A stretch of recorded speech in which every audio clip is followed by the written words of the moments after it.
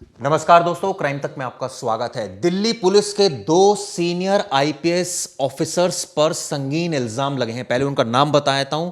IPS officer हैं MN Tiwari और जो महिला ऑफिसर हैं उनका नाम है श्वेता चौहान। और यह आरोप लगाया है एक डीसीपी ने जो गृह मंत्री और रक्षा मंत्री की सिक्योरिटी में तैनात हैं। उन्होंने रिजाइन कर दिया है, इस्तीफा दे दिया है। दिल्ली पुलिस में इस खबर से हड़कंप मच गया। 2012 बैच के अधिकारी हैं, इनका नाम विपुल है, विपुल अनिकेत। ये बताते हैं कि गृह मंत्री और रक्षा मंत्री की सुरक्षा को देखते हैं। अब आपको पूरा मामला बता दूं। सतीश गोलचा जो कमिश्नर ऑफ पुलिस है, उनको एक शिकायत भेजी है इन्होंने। किसके खिलाफ? एमएन तिवारी और एडिशनल सीपी श्वेता चौहान। ये कहा है कि इनको टारगेट करके परेशान किया जा रहा है, अपमानित किया जा रहा है, अनुचित कार्रवाई के आरोप लगाए, यानी 3 संगीन आरोप। सबसे पहला जो इन्होंने आरोप लगाया, इन्होंने कहा है कि 8 नवंबर को इनके घर पर, इनका घर है दिल्ली पुलिस हैदरपुर जो पुलिस कॉलोनी है वहां पर इनका घर है, वहां पर इनके सरकारी मकान पर रेड की एसीपी पीआर सेल ने और इंस्पेक्टर ने। किसके कहने पर? श्वेता चौहान के कहने पर और एमएन तिवारी जो दोनों आईपीएस ऑफिसर हैं उनके कहने पर कि ये दोनों अफसर जो हैं ये भी इनके पास भी जो एचएम सेल का चार्ज है। ये संगीन इल्जाम लगाए। इसके अलावा क्या क्या है? बीमारी के दौरान मेडिकल लीव पर सवाल उठाया, 30 मिनट में सर्टिफिकेट लाने को कहा। इसके अलावा पहले से मंजूर छुट्टी फाइल रोक दी गई और वापस खींच ली गई। गाड़ी ड्राइवर स्टाफ हटा लिया गया, एमटीएस स्टाफ नहीं दिया गया जबकि बाकी अफसरों के पास है। इसके अलावा मीटिंग के दौरान फोन ना उठाने पर डांट मारी गई और एसीआर की धमकी दी गई। उनके ड्राइवर और स्टाफ से पूछताछ कराई जा रही है। सवाल ये उठता है, ये दिल्ली पुलिस में क्या चल रहा है? किस तरह के संगीन इल्जाम? मुझे तो याद आ रहा है, प्रवेश है तो वैसा ही मामला हो गया जो आईपीएस पूरन कुमार का था। उन्होंने तमाम चीजें लिखी और ये जो दानिश ऑफिसर है इन्होंने अब रिजाइन कर दिया और रिज़ाइन कर दिया। रिज़ाइन का मेल बाकायदा उन्होंने गोलचा साहब को भेजा, कमिश्नर ऑफ दिल्ली पुलिस। और देखिए मामला क्या है, मामला है, पूरा मामला एक्चुअल में देखा जाए तो ये छुट्टी से जुड़ा हुआ मामला है। इन्होंने शायद छुट्टी मांगी और ये ऑफिस नहीं गए और उन्होंने एक रीज़न दिया कि इनके डैड जो है, डैड जो है बीमार है, इस कारण ये छुट्टी ले रहे। बाकायदा इसका इन्होंने मेडिकल रिपोर्ट्स भी इन्होंने व्हाट्सअप किया है। लेकिन अब ये जब छुट्टी मांग रहे थे, बताया जा रहा है, और कहीं ना कहीं ऑफिसर्स को लगा, जो सीनियर ऑफिसर्स हैं, अगर इनकी बात माने, इन्होंने जो कंप्लेंट लिखी है उस हिसाब से वो सीनियर ऑफिसर्स ने इनके घर पे एक पुलिस एसीपी लेवल के ऑफिसर और पीआर सेल के अधिकारी को भेज दिया जो जांच करने के लिए कि घर पे सच में री मेडिकल एग्जामिनेशन जिसे कहा जाता है, कि छुट्टी मारकर आप सच में मेडिकल लीव का बहाना लेकर आप सच में बीमार हैं कि नहीं, कि आप अलग जगह छुट्टी मारकर जा रहे हैं। और अब सुनिए, जो अधिकारी ने आरोप क्या लगाए, उन्हें ऐसे ट्रीट किया गया जैसा वो हत्या के आरोपी हैं। और क्या किया? अधिकारी या उनके माता पिता उस वक्त घर पर मौजूद नहीं थे। इसके अलावा पिता, इन्होंने बोला कि मेरे जो पिता हैं वो मानसिक रोगी हैं और उनका आरएमएल में इलाज भी चल रहा है। और ये सवाल ही उठता है कि री मेडिकल एग्जामिनेशन के नाम पर ये कार्रवाई की गई, छापेमारी की गई। लेकिन इसमें कोई लिखित आदेश नहीं था। नहीं, लेकिन अगर सवाल उठता है कि अगर किसी ऑफिसर ने छुट्टी ली है, छुट्टी मांगी है और वो छुट्टी सैंक्शन की गई है, तो फिर री मेडिकल एग्जामिनेशन का क्या मतलब? नहीं चिराग जी, आप समझ नहीं रहे। 2 चीज़ें हो सकती है। आपको इंपॉर्टेंट पोस्ट दी गई है, रक्षा मंत्री और होम मिनिस्टर की सिक्योरिटी की जिम्मेदारी दी गई है, तो वो जिम्मेदारी अहम है। उसमें कुछ ही ऑफिसर्स होंगे। उस टाइम पे अगर वो ऑफिसर कोई जेन्यून रीज़न बोल रहा है कि मेडिकल लीव है और झूठ बाई चांस सीनियर ऑफिसर्स को लगाओ कि झूठ बोलकर घूम रहा है, तो री एग्जामिनेशन के लिए भेज दिया हो कि देखो यार सच में बीमार है कोई, कि झूठ बोलकर छुट्टी लेकर घूम रहा है, क्योंकि हाँ वो घर पर भी नहीं, क्योंकि सिक्योरिटी लैप्स हो सकता है ना, कल को कुछ भी हो जाए ऊपर नीचे, जवाब कौन देंगे? ये सीनियर ऑफिसर जिनका नाम लिखा, इन्हीं को तो जवाबदेही बन जाएगा कि तुमने क्या किया, तुमने क्यों नहीं पूछा कि तुम्हारा ऑफिसर उस टाइम क्यों होती, क्योंकि प्रोटोकॉल है ना। मैं बोल रहा हूँ डायरेक्ट हमें किसी एक कंप्लेंट पे डायरेक्ट जज नहीं करना चाहिए। दोनों पहलू हमें समझना चाहिए कि ऐसा होता है, बहुत बार ऐसा होता है। आर्मी में भी सेम है, अगर कोई अगर झूठ बोलकर छुट्टी ले रहा है तो भेज देते ऑफिसर, सीनियर ऑफिसर देख के आओ ये सही बोल रहा है या झूठ में मेडिकल ले रहा है। अब इन्होंने जो आरोप लगाया वो लगाया कि एडिशनल सीपी जो है श्वेता चौहान ने 30 मिनट के अंदर मेडिकल सर्टिफिकेट भेजने को कहा। यह सरकारी काम है, 30 मिनट में भेजो। और इनका कहना है कि मैंने भेज भी दिया। इन्होंने एक और अधिकारी का जिक्र किया, उन्होंने कहा कि एक डीसीपी है आकांक्षा यादव, वो 3 हफ्ते से मेडिकल लीव पर थी, लेकिन उनसे ऐसा व्यवहार नहीं हुआ, ये डबल स्टैंडर्ड है। अब चिराग जी, ये कैसे आप कैसे डिसाइड कर रहे हो? एक तरफ आपने तो डीसीपी आकांक्षा यादव की तकलीफ को कैसे मान लिया कि उसकी सही, क्या पता उसका जेन्युइन रीज़न हो, सच में हो, और आप उसे डबल स्टैंडर्ड नहीं बोल सकते ना। उसकी अगर वो लीव ले रही है तो उसे लीव दिया होगा तो शायद उसने जो क्राइटेरिया होगा वो पूरा किया होगा, उसने बताया होगा ये प्रॉब्लम्स है, सब कुछ दिया होगा। तो तुरंत जजमेंटल होना बहुत आसान नहीं है कि तुरंत हम जज कर ले, क्योंकि देखिए अगर अधिकारी के आप अगर साफ हो तो देखो यार ये डॉक्यूमेंट से मैं बीमार हूँ, बस चले जाते हैं। कोई वो नहीं है अगर कोई कई बार हम ऐसा भी होता कोई है, कंफर्म करने जा रहा है, कोई कंफर्म करने जा रहा है, अगर लग रहा है कि आपके सीनियर अधिकारी को लग रहा है कि कोई झूठ बोल रहा है, तो अगर भेज दिया है तो कोई बहुत बड़ी बात नहीं है जानकारी निकालना। हाँ, सवाल ये उठता है कि सीनियर अधिकारी को ऐसा क्यों लग रहा है? क्या आपने पास्ट में ऐसा कॉन्डक्ट किया है जिसकी वजह से एक छवि बनी है सीनियर अधिकारी के मन में आपके प्रति? हो सकता है बाई चांस, या ऑन ड्यूटी में जिसके जैसा चाल चलन बोलते हैं ना हम लोग एक आम भाषा में, अगर मैं चिराग सर बहुत ज़्यादा छुट्टी ले रहा हूँ, मैं कल को कोई जेन्युइन रीज़न पे भी छुट्टी मांगूंगा तो आपको लगेगा ये झूठ तो नहीं बोल रहा, सच बात है। और आप छुट्टी नहीं लेते, और आपने एक बार अगर आपने जानबूझकर भी छुट्टी ली तो मुझे आप पर शक नहीं होगा, क्योंकि आप कभी छुट्टी लेते नहीं अचानक से। तो ये बात होता है, ऑफिसर्स इस बात पर जज करते।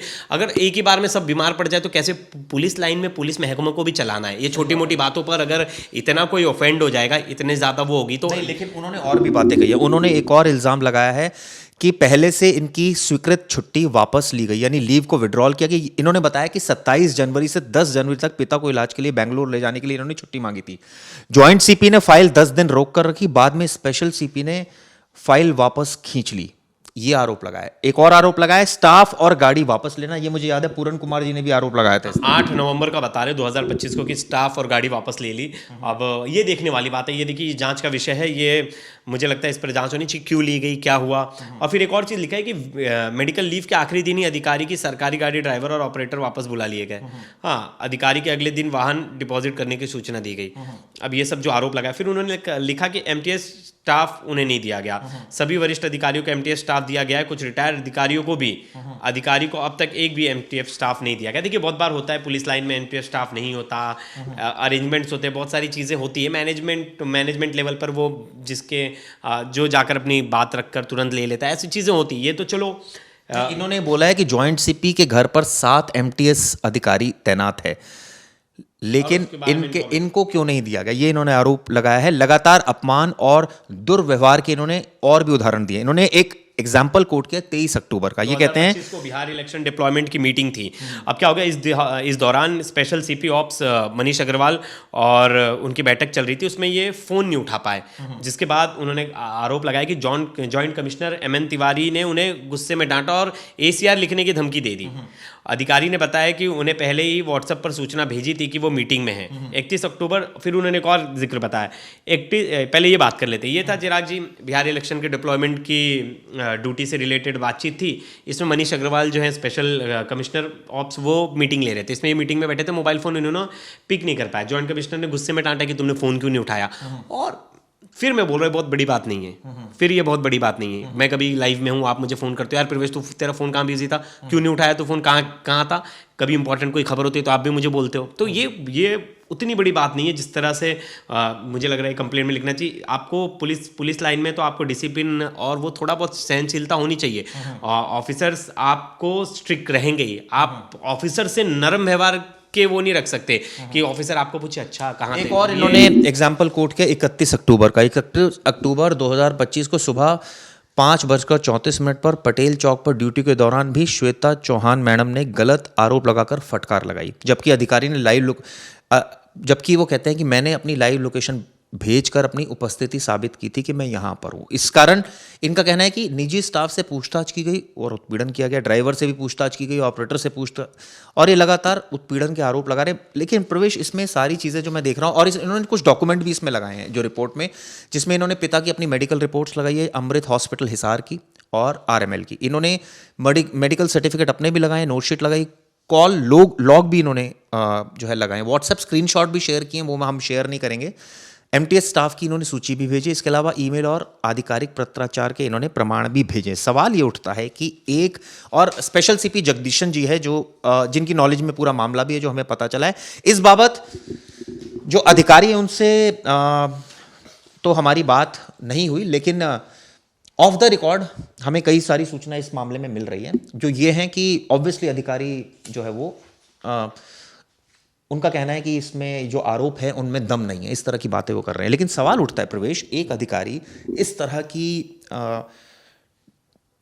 Over a period of time ये प्रॉब्लम अगर वो इंडिकेट कर रहा है और वो बता रहा है कि अगर कोई मेडिकल लीव ले रहा है, वो लिख रहा है, या तो ये तब संभव है कि जब कोई बहुत ज़्यादा लीव लेता है, तब एक सीनियर को थोड़ा प्रॉब्लम होती है कि भाई आप क्यों इतना लीव ले रहे हैं।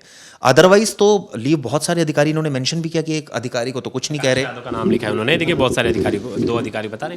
देखिए चिराग जी, दोनों चीज़ें, आपका ना कोऑर्डिनेशन आपके सीनियर अधिकारी के साथ कैसा है। अगर देखिए एक डिसिप्लिन तो मैटर करता है, एक डिसिप्लिन तो मैटर करता है। अगर आपका ऊपर का जो बड़ा अधिकारी है, अपर अधिकारी है, अगर आप उससे डिसिप्लिन में हो, वो थोड़ा बहुत तो डांटेगा, थोड़ी बहुत स्ट्रिक्टनेस रखेगा, क्योंकि वो उस पद पे है।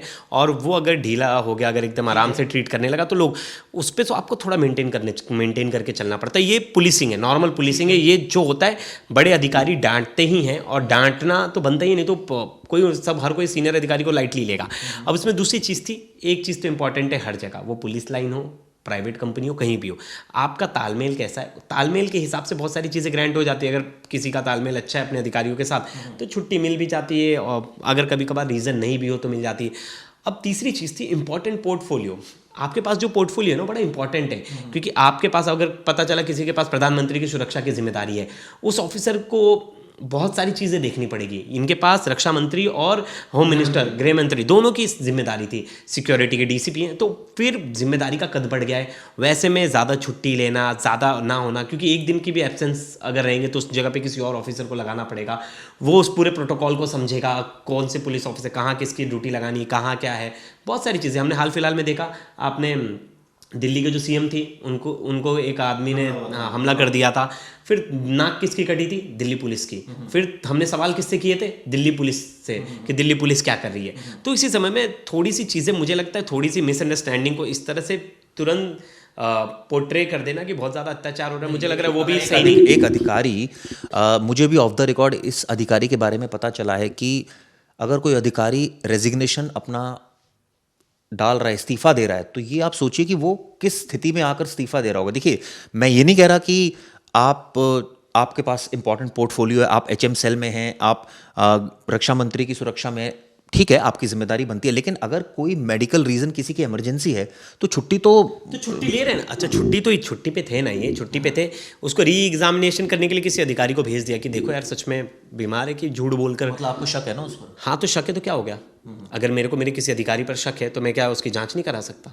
बताइए, मेरे दायरे में नहीं है ये, बताइए पुलिस क्या, जो जितने भी कई बार ऐसा होता है ना, ईमानदार अधिकारी को पीड़ा होती है कि भाई मेरे ऊपर शक क्यों कर रहा है। ये तो हम टैग देने नहीं बैठे ना, ये कोई टैग लगा सकते हैं ईमानदार है कि कोई, सभी ईमानदार है जितने हैं जिनके ऊपर आरोप नहीं लगे, अगर किसी के ऊपर वो जानकारी नहीं है, तो ये तो हम नहीं कह सकते।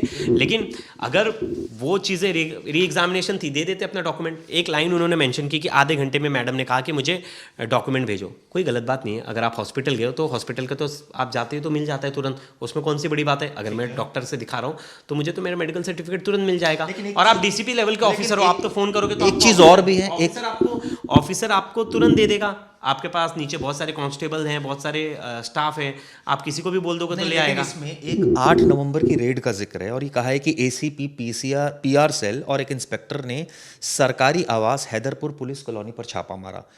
कार्रवाई, इनका कहना है कि एमएन तिवारी और एडिशनल सीपी के निर्देश पर हुई, और ये कहना है कि उन्हें ऐसे ट्रीट किया गया जैसे वह हत्या के आरोपी हो। लेकिन एक बात और भी है, अधिकारी ने कहा कि छापेमारी के दौरान री मेडिकल एग्जामिनेशन के नाम पर की गई, और उसका कोई रिटर्न ऑर्डर नहीं था। और सवाल ये भी है कि ये घर पर भी नहीं थे। अब देखिए, बता भी रहे बीमार हूँ और ये भी हैं, घर पर भी नहीं है, तो थोड़ा सा संशय होगा अगर आप किसी के नाम पर ले रहे हो छुट्टी। हाँ, बोल रहे हो कि मैं बीमार हूँ, ये हूँ। अब मिला होगा पुलिस डिपार्टमेंट में, उनके भी बारे में इन्फॉर्मेशन मिली होगी, बोल दिया होगा जाओ देख के आओ। तो ये सब चिराग जी बहुत बड़ी बात नहीं है। ये चीज़ें आप इजीली सॉल्व कर सकते हैं। आप बैठकर अपने सीनियर अधिकारी को बता सकते हैं। आप सीपी साहब को बता देते अगर आपको इतनी प्रॉब्लम हो रही थी, आप बता देते सर ये चीज़ें हैं, ये इशू आ रहा है। मुझे लगता है गोलचा साहब बहुत अच्छे से सुनते, जो कमिश्नर हैं वो बढ़िया से इनकी बात सुनते। उन्होंने तो बोला है जो भी ऑफिसर्स हैं अगर किसी को ऐसा कुछ लग रहा है उनके साथ गलत हो रहा है तो आके मुझे बताएं। तो डीसीपी हो कोई भी हो। इनका ये भी आरोप है कि स्टाफ और गाड़ी वापस ले ली गई 8 नवंबर को। कहते हैं कि मेडिकल लीव के आखिरी दिन ही अधिकारी की सरकारी गाड़ी, ड्राइवर और ऑपरेटर वापस बुला ली। क्यों? अब ये जो इन्होंने आरोप लगाए, मुझे लगता है कि ये खुद जांच का विषय है। इससे हाँ बिल्कुल ये जांच का विषय है, क्यों नहीं दिया गया, क्यों नहीं मिला। बहुत सारे अधिकारी देखो आते तो उनको ना प्रॉपर से सरकारी घर अलॉट नहीं हो पाता सही से, वो 6-6 महीने या साल भर एडजस्ट करते हैं। मैंने बहुत सारे ऐसे केसेस देखे। तो कुछ अधिकारी इस चीज़ को नॉर्मलाइज करते, बोलते नहीं ठीक है होता है यार, फिर कोई खाली भी आरोप लगाया है कि इनकी जो लीव है, पहले से स्वीकृत छुट्टी इनकी वापस ले ली गई। 27 से 10 तक इन्होंने कहा कि मुझे पिता को बेंगलोर लेकर जाना है, लेकिन एमएन तिवारी ने फाइल 10 दिन रोक कर रखी और बाद में स्पेशल सीपी ने वापस भेज दी फाइल। क्यों? अब ये तो रीज़न वही, अभी तो अब जेन्युइन भी हो सकती है और बताया भी जाएगा, क्योंकि देखिए रोल आपका इंपॉर्टेंट है चिराग जी। फिर मैं बोलूँगा दिवाली की छुट्टी डीजीपी ने कैंसिल कर दी थी, यूपी के डीजीपी ने दिवाली की छुट्टी सबकी कैंसिल कर दी थी। उसमें आप बोलो आप बीमार हो कुछ हो, हाँ आपके देखिए आपको सरकार दे तो रही है ना छूट, बाकी आपको इलाज वगैरह का आप जो करा रहे हैं मेडिकल वगैरह, आपको बहुत सारी चीज़ों की सीआरपीएफ कह लीजिए, आर्मी कह लीजिए, बेनिफिट्स तो दे रही है ना गवर्नमेंट। हाँ इलाज के लिए बाकायदा आप नहीं जा पा रहे हो तो वो सोचते हैं कि आप कोई अपने घर वालों को, परिचित को भेज दो, क्योंकि आपकी ड्यूटी इंपॉर्टेंट है। इन्होंने कुछ और इंसिडेंट भी कोट किए जो हमने आपको बता दिए। आखिरी में इन्होंने एक अपील की है। अधिकारी ने लिखा है कि उन्होंने किसी के खिलाफ कोई कार्रवाई नहीं चाहिए। तो फिर इतना बड़ा आपने लेटर क्यों लिख दिया, ये समझ नहीं आया। हाँ मतलब ये आखिर आप अगर आपको कुछ कार्रवाई नहीं चाहिए थी तो आपको बताने की जरूरत थी। हाँ अगर आपके साथ उत्पीड़न हो रहा है, आपको लग रहा है आपको हरास किया जा रहा है, तो आप सीधी कंप्लेंट कर देते कमिश्नर साहब को कि ये मेरे साथ ये कंप्लेंट तो उन्होंने करी ना। तो वो लास्ट में तो ये भी कह रहे हैं कि मैं कोई कार्रवाई नहीं चाहता। तो फिर मत करते। तो उद्देश्य क्या है? उद्देश्य केवल ये है कि मुझे ध्यान साधना से शुद्ध करना, मतलब बताना है।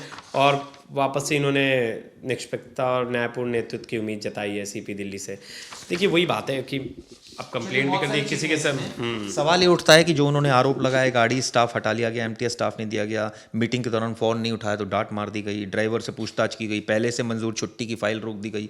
ये तमाम ऐसे एडमिनिस्ट्रेटिव इश्यूज़ हैं जो प्रवेश ने बहुत सही बोला कि ये बातचीत से हल किए जा सकते थे। इतना कोई इतना बड़ा आपने शिकायत रिजाइन करने की, मुझे लगता है लगाते हैं बहुत बार ऑफिसर्स डांट भी लगाते हैं अगर आपने कुछ गलत किया है। देखिए ऑफिसर आपको तुरंत सस्पेंड तो नहीं कर रहा ना, या आपके खिलाफ तुरंत कंप्लेंट नहीं तो इतनी गलती करते हैं पुलिस वाले, बड़े ऑफिसर्स उनको टालते चलते कि चलो ये गलती कर दिया, इसे डांट के खत्म कर दो। हमने तो कई ऐसे भी अधिकारी देखे हैं जिनके खिलाफ बड़े संगीन इल्जाम लगे और उसके बाद उनकी बहाली हो गई। एक से ऑफिसर्स देखे जो तुरंत एक्शन ले लेते, तुरंत इसके खिलाफ इसके रिटर्न लिखो। नहीं, हमने कई ऐसे भी अधिकारी देखे हैं जो आईपीएस अफसर है जिनके खिलाफ संगीन इल्जाम लगे और बाद में उनको फिर दोबारा जो है वो रिज्यूम कर दिया गया वर्क। बहुत एज ए डीजीपी के पीआरओ से लेके बहुत सारे ऐसे नाम हैं। खैर इस वीडियो पर आप लोगों का क्या व्यू पॉइंट है? दिल्ली पुलिस में हड़कंप मच गया इस पूरी खबर को लेकर, आप लोग क्या सोचना जरूर बताइएगा। धन्यवाद।